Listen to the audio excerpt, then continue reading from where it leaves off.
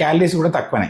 So ఇప్పుడు అసలు question ఏది మంచిది ఓవరాల్ కానీ ఎగ్జాక్ట్గా ఇదే కరెక్ట్ ఈ ఏజ్ పిల్లలకి అని చెప్పడం చాలా కష్టం, కానీ ఆన్సర్ కాంప్లికేట్ చేయకుండా సింపుల్గా ఒక ముచ్చటతో ఎండ్ చేస్తా. ఎవరైతే పిల్లలు బరువు మంచిగా పెరుగుతున్నారో వాళ్ళకి కౌ మిల్క్ ఇచ్చుకోండి.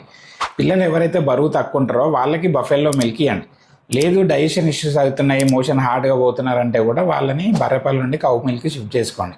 కాకపోతే మన తెలంగాణ అండ్ ఆంధ్రాలోనేమో ఎక్కువ వరకు బఫెల్లో మిల్కే దొరుకుతాయి. సో ఇప్పుడు ఆవు పాలు దొరుకుతలేవని ఎవరు టెన్షన్ పడకండి, బర్రెపాలే తాగించుకోండి, నో ప్రాబ్లం. 1 to 2 yearsలో పిల్లలకి అయితేనేమో ఒక 30% డైల్యూట్ చేసి తాగించుకోండి.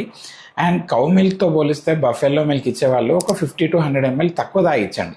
ఇక చివరి ముచ్చట 1 year ఎబోవ్ పిల్లలకి 500 ml కంటే ఎక్కువ పాలు ఇస్తున్నారంటే మాత్రం కథమే, అస్సలు బరువు పెరగారు, అన్ని విటమిన్ లోపాలు వస్తాయి.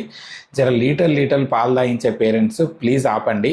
పాలు అనేది కేవలం ఒక మీల్ మాత్రమే, కానీ మొత్తం ఓవరాల్గా అదే డైట్ కాదు. ఓకే.